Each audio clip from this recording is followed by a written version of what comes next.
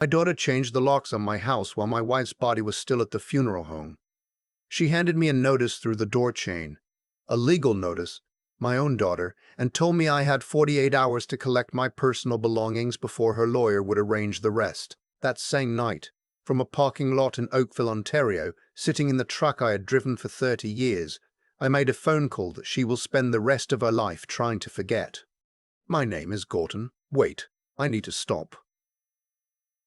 Old habit. I spent 40 years introducing myself that way at job sites, at bank meetings, at city planning committees in Hamilton. My name is not important anymore. What I am is a 67-year-old man who built a property management company from a single duplex in 1987, loved one woman for 38 years, and watched his only daughter become a stranger wearing his wife's jewelry before the funeral flowers had wilted. Catherine and I met at a fall fair in Burlington in 1985. She was working the pie judging table, which she found mortifying and hilarious at the same time.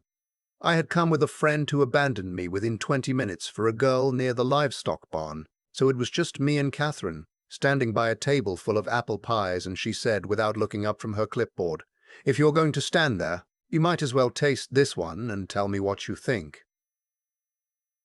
We were married 14 months later in a small ceremony at her parents' church in Dundas. The first decade was tight. We lived in half of a duplex I had bought with a loan I should not have qualified for, renting the other half to a couple of nursing students to cover the mortgage. Catherine kept the books on our kitchen table, in a green ledger she bought at a Staples in Hamilton. We drove the same two cars until they embarrassed us. We did not take a vacation for 4 years, but we were building something, and we both knew it, and that made every hard day feel like progress instead of punishment. Our daughter was born in June of 1991. She came into the world with her mother's brown eyes and, as it turned out, her father's stubbornness, though she directed hers in a direction neither of us anticipated. We named her after Catherine's grandmother. She was our whole world. I do not say that lightly or sentimentally. She was genuinely the organizing fact of our lives for years. Every property I bought, every contract I signed, I thought about what it would mean for her future. By the mid-2000s, Hartwell Property Group had grown to 43 residential and commercial units spread across Hamilton, Burlington, and the West End of Toronto. Not glamorous, not headline-making, but solid, ethical, fully owned. I had never over-leveraged.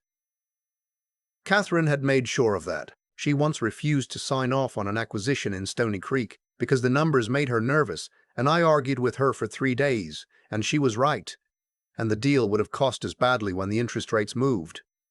She was always right about the numbers. She was the quiet engine of everything we built. When my daughter graduated from Ryerson with a business degree in 2013, I brought her into the company. She had a sharp mind. She could read a lease faster than most lawyers I knew. I was proud of her, in the way that you are proud when someone you love becomes competent. It is a specific kind of pride. It feels earned on both sides. She met her husband at a conference in Toronto in 2015. He was in commercial real estate development, which I thought was a natural compliment. He came from money, old money, in the way that some families in Ontario have old money, which means it is maybe 2 generations old, but held with the seriousness of something ancient. His family had opinions about things, about neighborhoods, about the kind of clients worth having, about what a serious property company looked like versus what ours apparently looked like. The first time he came to our house in Oakville for dinner, he looked at Catherine's kitchen, the kitchen where she had cooked 10,000 meals, where she had done the books by hand until we went digital, where she had sat with me at midnight during the 2008 crash and talked me through every scenario until I could breathe again. And he said it was charming. The way you say charming when you mean small. Catherine told me afterward, quietly, while we washed the dishes together, that one is going to cause trouble. I told her she was being too quick to judge. She dried a bowl and looked at me with that patient expression she had when she knew she was right and was willing to wait. She was always right. The years after my daughter's wedding in 2017, a wedding that cost more than our first 4 properties combined, which her husband's family considered modest, was strange and slow and sad in a way I could not name at the time.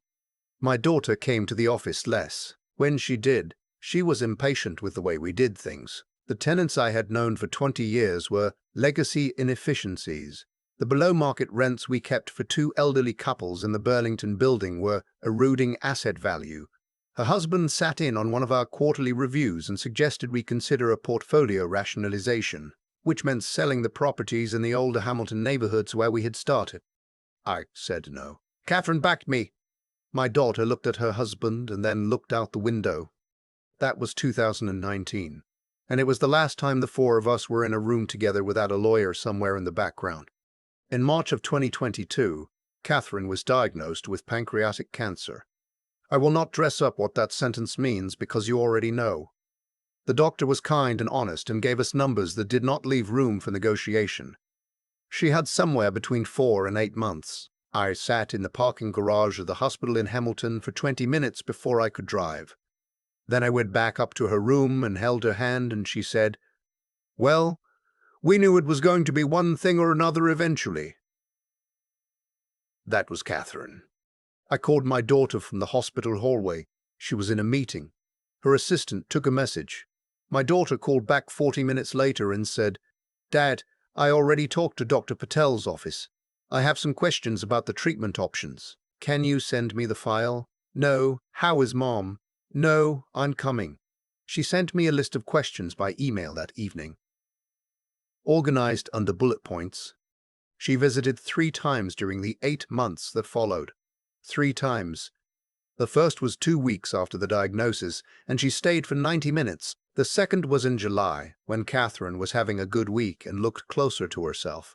And my daughter brought a food delivery instead of cooking, which Catherine appreciated, but I noticed. The third time was in October, 3 weeks before Catherine died, and she brought her husband, and they sat in the living room and spoke to Catherine like she was already slightly gone. That careful, loud voice people use. Catherine caught my eye from her chair and made the smallest face. Afterward, when they had left, she said, "He was checking the baseboards." I asked her what she meant. She said, "The way he kept looking at the floors and walls. He was already appraising the house." I thought she was being unkind. She was not being unkind. Catherine died on a Tuesday in November, in the house we had lived in for 22 years, with me holding her hand and the radio playing the CBC program she liked in the mornings. Her last clear sentence to me, 2 days before the end, was, "The house is yours. The company is yours. Don't let anyone tell you different." I thought she was confused. I thought it was the medication talking. I held her hand and told her everything was fine. She had known something was coming that I refused to see.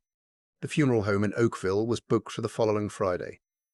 I spent Wednesday making calls, notifying people, choosing flowers, white and yellow, Catherine's preference. I was running on the specific autopilot that grief gives you, where you function correctly on the outside and feel nothing at all on the inside. I arrived at the funeral home Thursday morning to finalize the arrangements and was told by the director with visible discomfort that the arrangements had already been finalized the previous evening by my daughter. She had changed the readings. She had removed 3 of Catherine's oldest friends from the program because the service was, according to the notes on file, to be kept to family and close professional associates.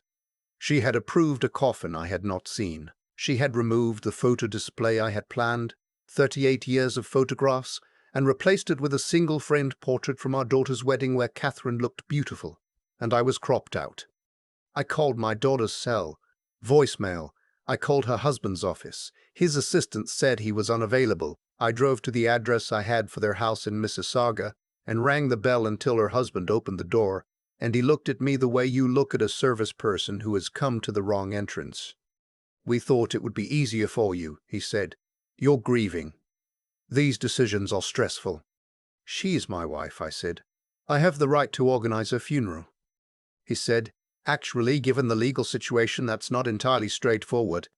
The legal situation.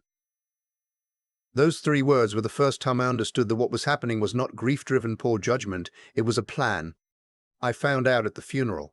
My daughter arrived with her husband and his parents, and a woman I did not know who turned out to be a notary. The 36 people Catherine had known for decades. The woman from her book club, the contractor families we had built relationships with for 30 years, the two elderly tenants from Burlington she had driven to appointments for years, were not there. The service was 22 minutes long. The readings were generic.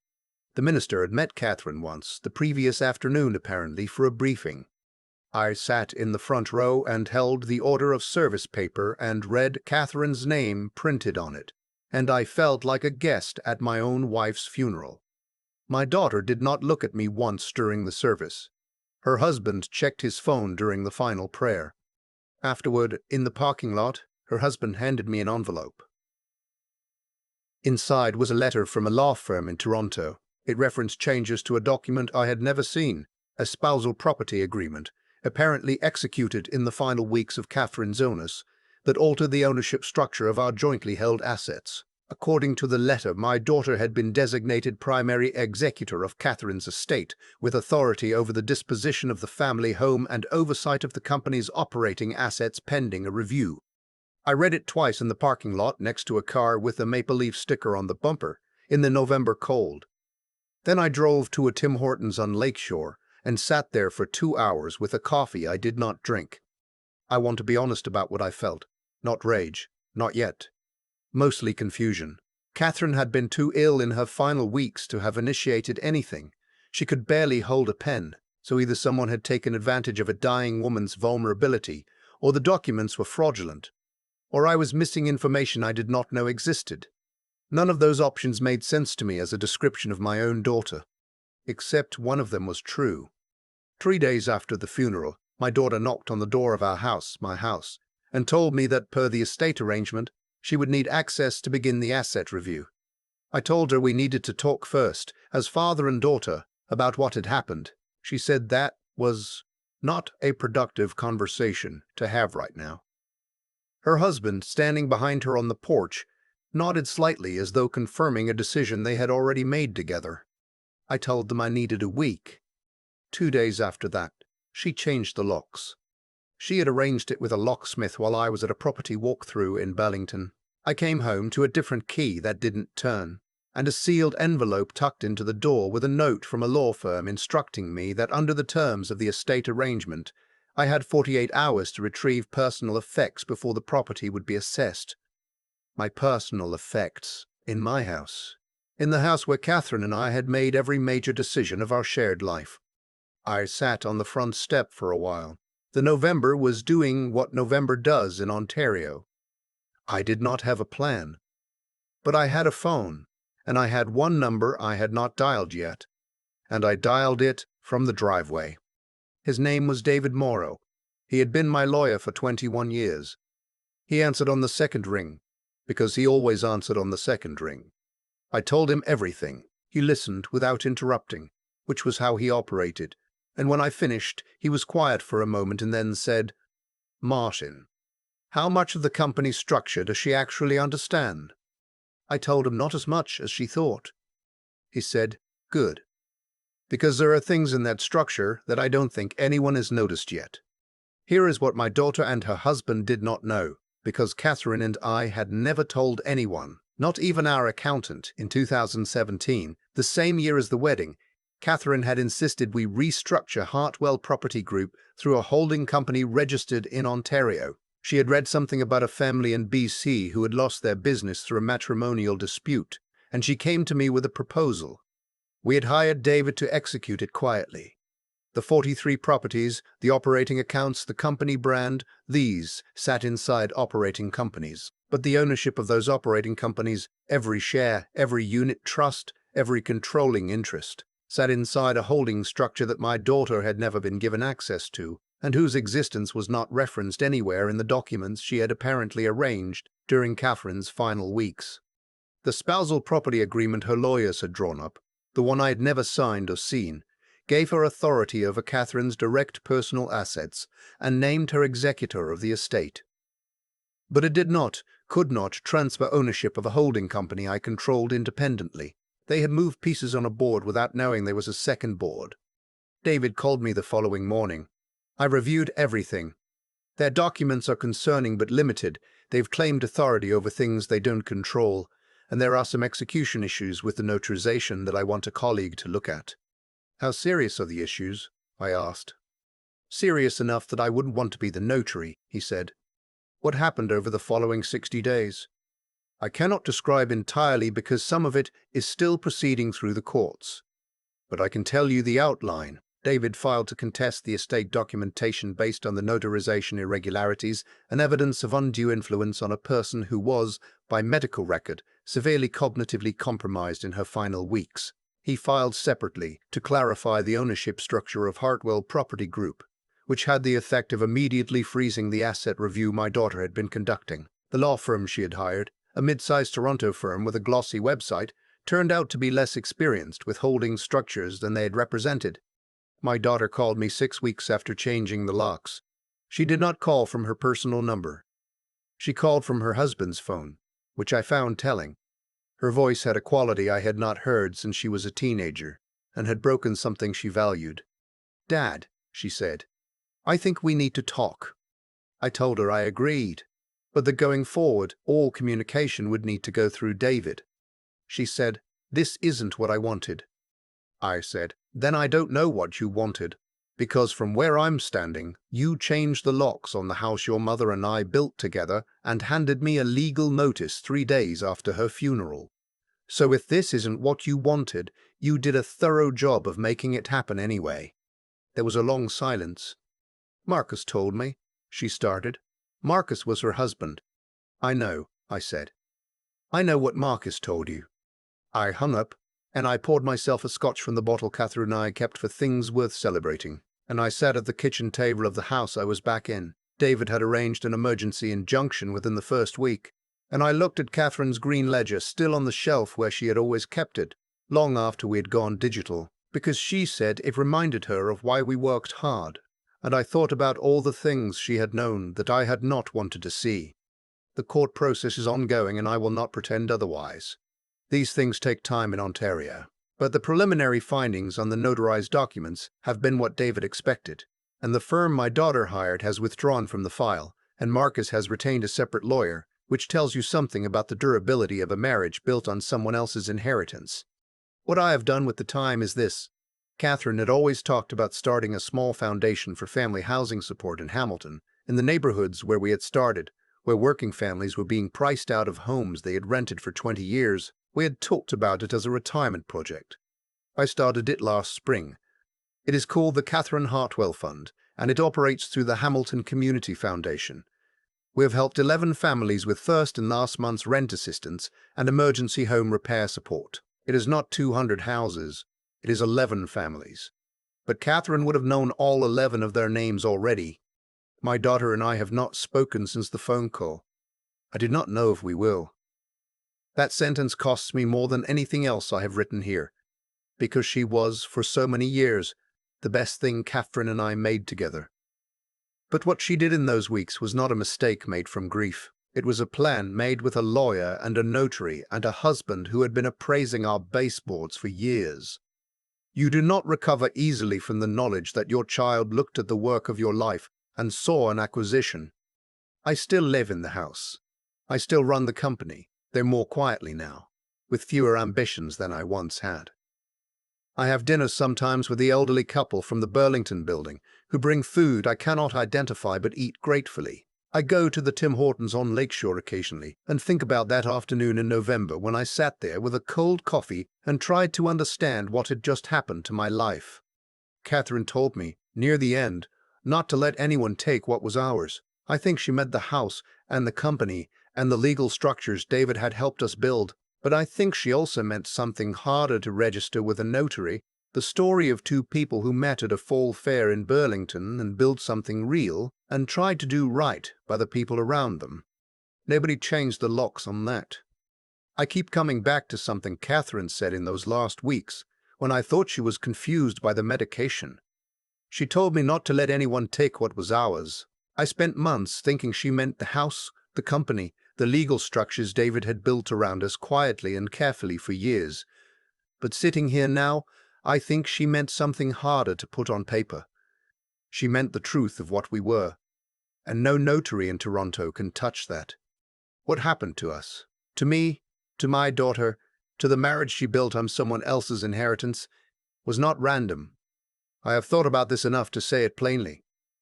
Every choice my daughter made in those final weeks came from somewhere. The contempt her husband brought to our dinner table the first time he walked through our door, the slow drift of her attention away from the people her mother had known for 30 years, the way she stopped seeing tenants as people and started seeing them as line items. These were not sudden changes.